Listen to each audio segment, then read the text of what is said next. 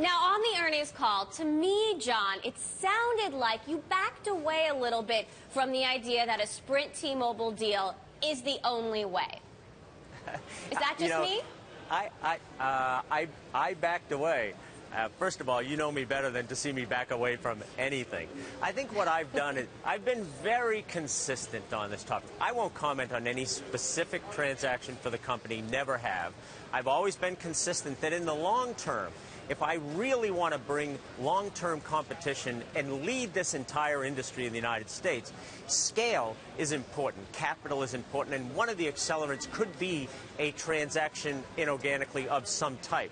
I've always said we have multiple options to look at that, but in the short term, what I've pointed out, I think is qualitatively and quantitatively, this company is hitting on all cylinders, and we've got great runway. We will consider multiple options to look at things that accelerate the Un-carrier. And I think I've been consistent on that all along. So we know that if it happens, you're the guy in charge. But if it doesn't happen, you're the guy who has to figure out what to do. How else do you add scale and spectrum? Dish? Well, of course you know my opinion. With a transaction or without a transaction, I am hugely in favor of John Legere being in charge of anything. I mean, that's my position on that. It always has been.